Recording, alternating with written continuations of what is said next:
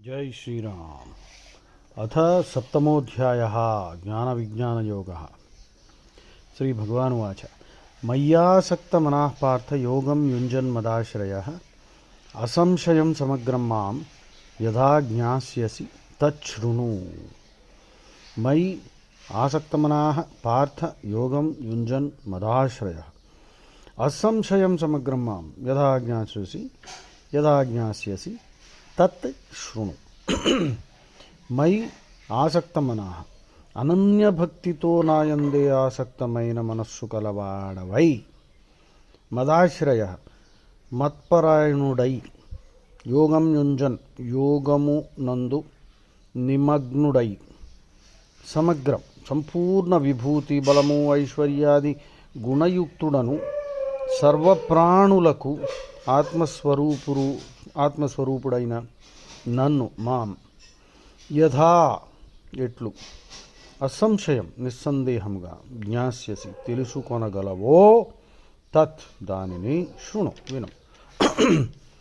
భగవంతుడు పలికెను, ఓ పార్థ, అనన్య భక్తితో నాయందే ఆసక్తమైన మనస్సు కలిగిన వాడవై ఉండుము. అనన్య భావముతో మత్పరాయణుడై యోగమునందు నిమగ్నుడు అయ్యుండు.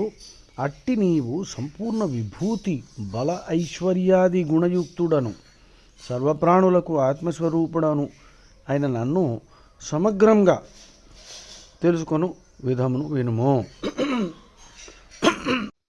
అంటే భగవంతుడు అన్నవాడికి డెఫినేషన్ ఏంటి? ఐశ్వర్యస్య సమగ్రస్య వీర్యస్య యశసః శ్రీయః జ్ఞాన వైరాగ్యయోశ్చైవ షణ్ణాం భగ ఇతీరణః.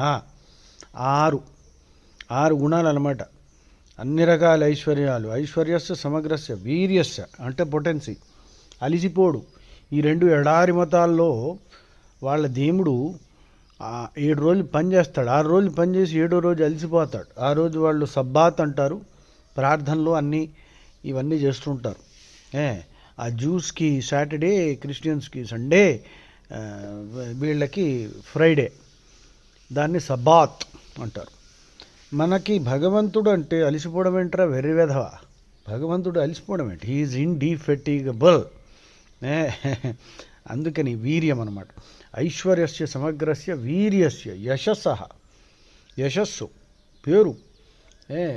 ఒక పువ్వుకి పరిమళం ఎలా ఉంటుందో ఆయన యొక్క గొప్పతనం అందరికీ తెలియదు అన్నమాట.